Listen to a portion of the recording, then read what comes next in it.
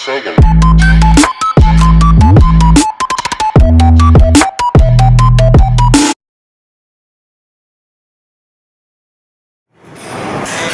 Guys, it's Justin here.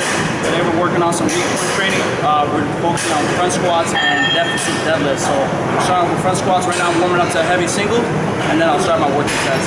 So here we go. And how's it going, guys? It's Jesse here. Welcome to episode 2. Today is a day that we're focusing on different movements other than the competition lifts for the squat and the deadlift. We're focusing in here on front squats for the first exercise, and as you can see, this is my priming single at 335 pounds for a nice single there. And after I finished that single, I moved on to my working sets, which are 3 sets of 5 at 295. The front squats is one of my favorite movements because it's a very difficult movement for me.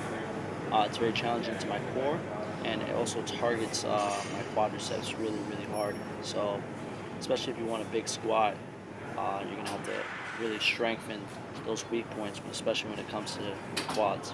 So, as you can see, we moved on to set number 3 here, which is a lot more difficult for me. I don't know if you can tell, but I was pretty gassed already. This exercise does take a lot out of me, especially since my core is being challenged because of the weight is being loaded anteriorly. After the front squats, we move on to our deficit deadlifts. So we did 3 sets of 5 here. The first set was 405 pounds, and I'm just trying to focus on being fast, staying in position, and exploding through the ground. As you can see, I'm moving pretty fast here for 405 pounds. It's not a weight that's too heavy for me.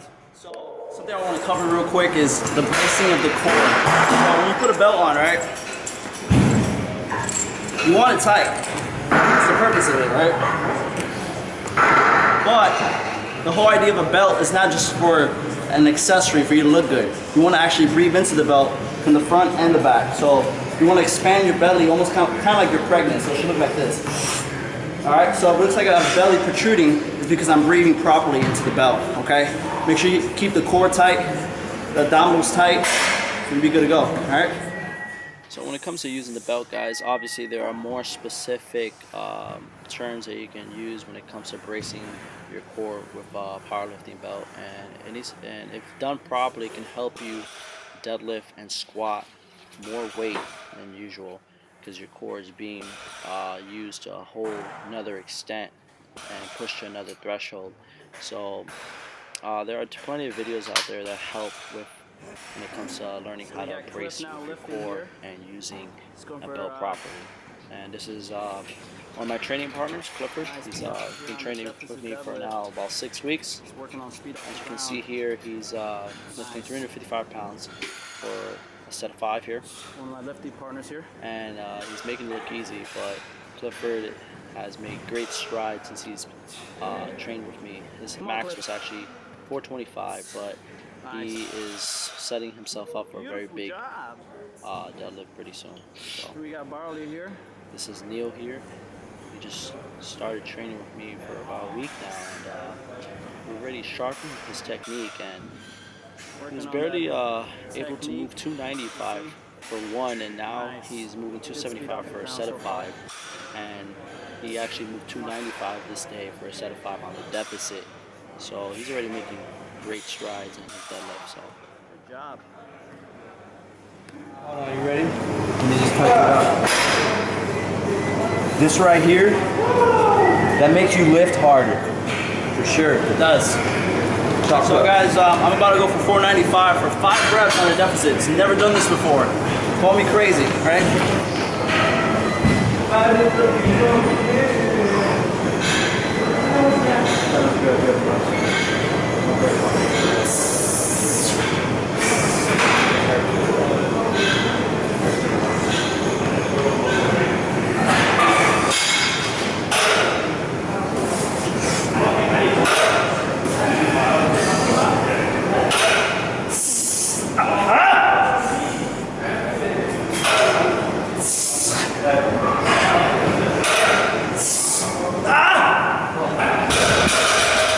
So we're done with the deficits, now we're moving on to our superset. So we're doing a close stance leg press here to target the quads more. We're not resting at the top. We're trying to keep a continuous motion to keep constant tension on the quads. And afterwards, you're gonna see Cliff. He's gonna go to a wide stance to target the hamstrings and the glutes more. And he's gonna do a continuous motion for 12 reps. So this is our set after the deficit.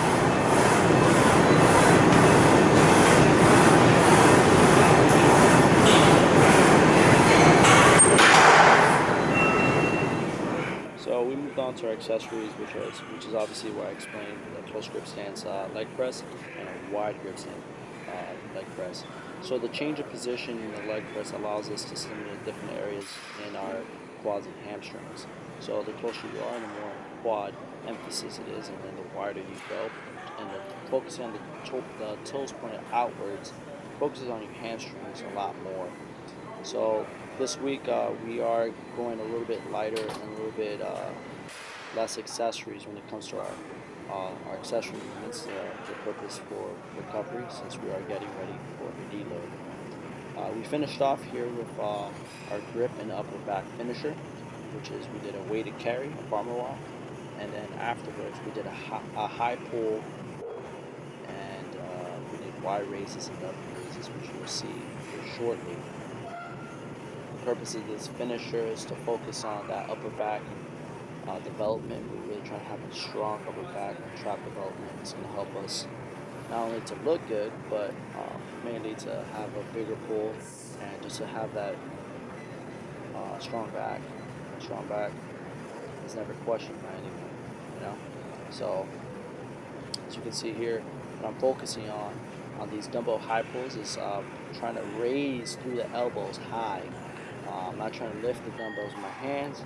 I'm just trying to raise my elbows and let the dumbbell follow. And the Y raise and W raises, it's pretty lightweight, but at this point, your upper back is pretty fried. As you can see here, I'm struggling with 15 pounds because of the stimulus that it has created in my upper back. And these are the Y raises we're trying to focus on here. It's kind of like a hitchhiker sign, you know. Trying to force the thumbs out and really just squeezing the upper back slightly at the top, coming back down, and you have a great stimulus for your upper back.